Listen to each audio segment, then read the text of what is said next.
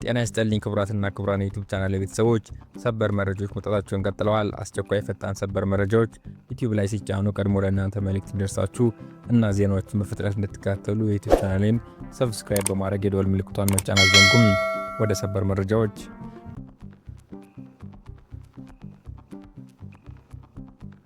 በኡጋንዳ የሚገኙ ሽምፓንዚዎች ለሁለት ተከፍለው አስከፊ የእርስ በርስ ጦርነት ውስጥ እንደገቡ ተመራማሪዎች ተናገሩ።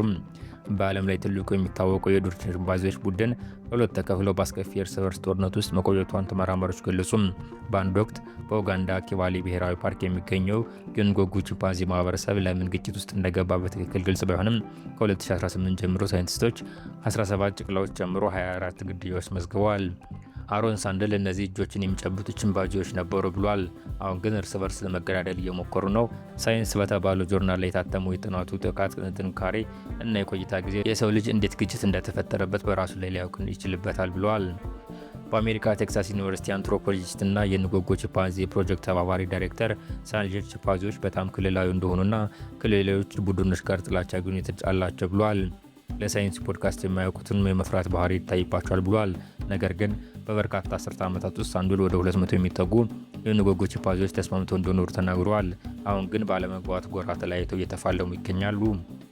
የዩጋንዳ ጀነራል በቱርክ ላይ $1 ቢሊዮን እና የቆንጆ ሚስት ጥያቄ በማቅረብ ዓለምን አስገረሙ። የዩጋንዳው መከላከያ ሰራዊት ጠቅላይ አዛዥ እና የፕሬዚዳንቱ ዩዌሪ ሙሴቬኒ ልጅ የሆኑት ጀነራል ሞሆቢ ኪሮቢ በቱርክ ላይ ያቀረቡት ያልተለመደ ጥያቄና ማስጠንቀቂያ ዓለም አቀፍ ዲፕሎማሲ ውዝግብ አስነስቷል።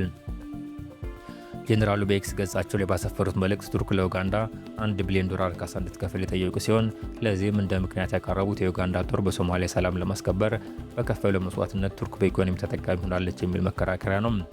ከገንዘቡ በተጨማሪ ከሀገሪቱ እጅግ ቆንጆ የሆነችውን ሴት ሚስት ማድረግ እፈልጋለሁ የሚል አነጋጋሪ ትክክል ጥያቄ ማቅረባቸው ለጉዳዩ የበለጠ ትኩረት ተሰጥቶታል። ቱርክ እነዚህን ጥያቄዎች በ30 ቀናት ውስጥ ካልፈጸመች በካምፓላ የሚገኘው የቱርክ ኤምባሲ እንዲዘጋ፣ የቱርክ አየር መንገድ ወደ ኡጋንዳ እንዳይበር እንዲታገድና ሁሉም አይነት ዲፕሎማሲያዊ ግንኙነቶች እንዲቋረጡ እንደሚያደርጉ ጀነራሉ ዝተዋል። ይህ ድርጊት በሁለቱ ሀገራት መካከል የቆየውን መሻከር የሚያሳይ ሲሆን በተለይም ቱርክ በሀገሯ የሚገኘውን የመንግስት ተች ፍርድ ሉምቢዌን አሳልፎ ለመስጠት ፈቃደኛ ለመሆኗና ኡጋንዳ ከቱርክ ኩባንያ ጋር የነበራትን $1 ቢሊዮን የባቡር መስመር ስምምነት ሰርዛ ወደ ቻይና ማዞሯ ለውዝግቡ ዋነኛ መንስኤዎች እንደሆኑ ይታመናል። ጄኔራል ሙዚ ከዚህ ቀደም በጣሊያን ጠቅላይ ሚኒስትር ላይ መሰል የጋብቻ ጥያቄ አቅርቦ እንደነበር የሚታወስ ሲሆን የኡጋንዳ መንግስት ግን እስካሁን በጉዳዩ ላይ የሰጠው ይፋዊ መግለጫ የለም። ተወዳጁ ኮሜዲያን በረከት በቀለ ፍልፍሉ በሕክምና ላይ ይገኛል። በኢትዮጵያ የጥበብ ዘርፍ በተለይም በኮሜዲው ዘርፍ ትልቅ አሻራ ያሳረፈው ተወዳጁ ኮሜዲያን በረከት በቀለ ፍልፍሉ በድንገተኛ የጤና እክል ስትሮክ ምክንያት በአሁኑ ወቅት በሆስፒታል በሕክምና ላይ እንደሚገኝ ተረጋግጧል። ፍልፍሉ ለብዙ ዓመታት በሳቅና በደስታ ህዝቡ ሲያዝናና የቆየ የጥበብ ሰው እንደመሆኑ መጠን በዚህ ፈታኝ ወቅት የሁላችንም ድጋፍና ጸሎት ያስፈልገዋል። ፈጣሪ ወደ ቀድሞ ጤና እንዲመለስና ለውድ ቤት ባለቤቱና ለልጆቹ እንዲያተርፈው በጸሎታችን እንድታስቡት በአክብሮት እንጠይቃለን። የፈጣሪ ምሕረትና ቸርነት እንዳይለየው በፍጥነት አገግሞ ወደ ቤተሰቡና ወደ ወዳድ የጥበብ ስራው እንዲመለስ ልባዊ ምኞታችን ነው። ፈጣሪ በምሕረት እጁ ይዳብሰው፣ ጨርሶ ይማርህ። በእኛምና በሰላማዊ መርከቦች ላይ ጥቃት የፈጸመ ማንኛውም ኢራናዊ ወደ ሲኦል ይላካል። ትራምፕ የአሜሪካው ፕሬዝዳንት ዶናልድ ትራምፕ ከኢራን ጋር ተጀምሮ የነበረው ድርድር አልተሳካም ከተባለ በኋላ በትሩዝ ሶሻል ሚዲያ ገጻቸው ብርቱ ዛቻ፣ ማስፈራሪያ የታጀበበት ገለጻ ሰጥተዋል። በዚሁ ገለጻቸው ተከታዮችን ብለዋል። በዓለም ፈጣኑ ዩናይትድ ስቴትስ ባህር ኃይል በፍጥነት ውጤታማነት ከሆርሙዝ የሚወጣውን እና ወደ ሆርሙዝ የሚገባውን መርከብ ይዘጋል። በዓለም አቀፍ የውሃ አካል ላይ ለኢራን ክፍያ የከፈሉ እያንዳንዱ መርከቦች ይመልሳሉ። አሜሪካ ኢራናውያን በሰርጡ ያስቀመጧቸውን ማዕድናት ማጥፋት ትጀምራለች። በእኛና በሰላማዊ መርከቦች ላይ ጥቃት የፈጸመ ማንኛውም ኢራናዊ ወደ ሲኦል ይላካል። በሁሉም ስምምነቱ ነጥቦች ላይ ከስምምነት ተደርሷል። የኒውክሌር ጉዳይ ግን አሁንም አልተፈታም። የሆርሙዝ ሰርጥን ሙሉ በሙሉ እንዘጋዋለን። ወደፊት ሌሎች ሀገራትም ከኛ ጋር ሊተባበሩ ይገባል። ኢራን በህገወጥ መንገድ ትርፍ እንድታገኝ ፍቃድ የለብንም። ገንዘብ ይፈልጋሉ። ከዚህ በበለጠ ደግሞ ኒውክሌር ይፈልጋሉ። ተገቢ እርምጃ መዝጋትና ጫና መፍጠር ነው። እኛ ጦር በኢራን የቀረው ይሄ ነው፣ ይፈጽመዋል። በሆርሙዝ ባህር ዳርቻ የሚካሄዱ የትራፊክ እንቅስቃሴ በድጋሚ ተቋረጠ። የሊድ ሊስት የባህር ውስጥ የስለላ ድርጅት እንደገለጸው በሆርሙዝ ባህር በኩል በአነስተኛ ሲንቀሳቀስ የነበሩ የመርከብ ትራፊክ ወዲያውኑ ቆሟል። መስመሩ ሊዘጋ የቻለው ዩናይትድ ስቴትስ ፕሬዚዳንቱ እንዲዘጋ እቅድ እንዳላቸው ካስታወቁ በኋላ ነው ተብሏል። እገዳው ከመታወጁ በፊት እሁድ ዕለት በባህሩ በኩል የሚደረጉ የመጓጓዣ ፍሰቶች መሰረታቸው ቀጥሎ ነበር። የመርከብ ኩባንያዎች ለአንዳንድ መርከቦች ከመካከለኛው የምስራቅ ባህረ ሰላጤ ለመውጣት ጊዜያዊ የተኩስ አቁም ስምምነት ሲደረስ ቅዳሜ ዕለት በባህር ላይ በሚጓዙ ታንከሮች ላይ መጨናነቅ አሳይቶ ነበር። የትራምፕ የባህር ኃይል እገዳን ተከትሎ ሁሉም የትራፊክ ቆመ ይመስላል።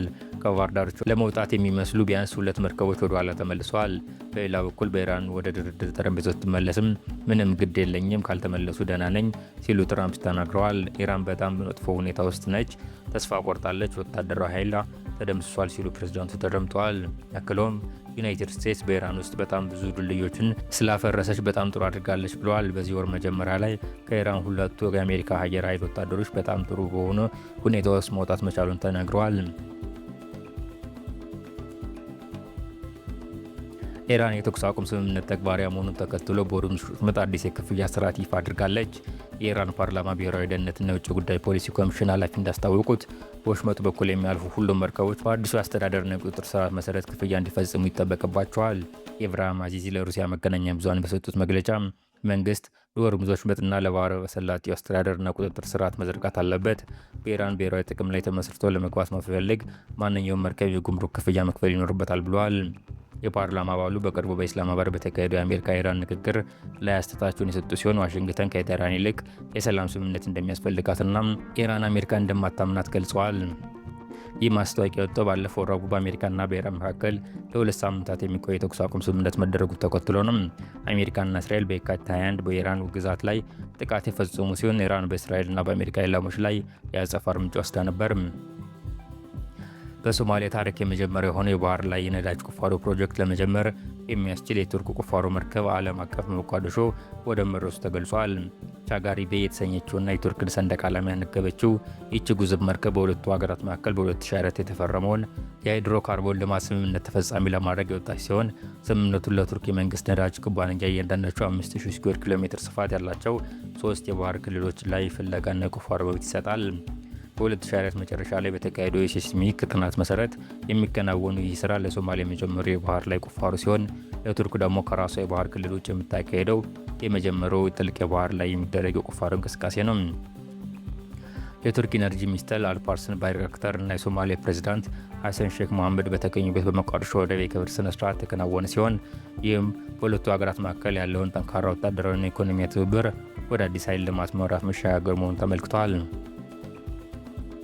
አሜሪካ የኢራን ወደቦች ለመዝጋት ማቀዷን ተከትሎ የዓለም ነዳጅ ዋጋ ጭማሪ አሳየም።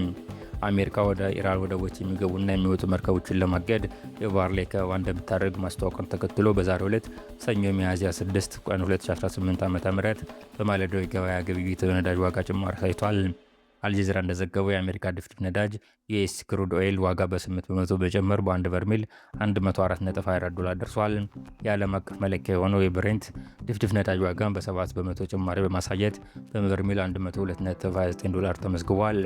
ዓለም አቀፍ ግዙፍ የኤነርጂ ገበያ ተንታኝ ኦኒክስ ዋጋ በማድረግ ብሉምበርግ እንደዘገበው ደግሞ አሜሪካ የባህር ላይ ከበባውን የምትቀጥል ከሆነ ዓለም አቀፍ የነዳጅ ዋጋ እስከ $150 ሊያሻቅብ ይችላል።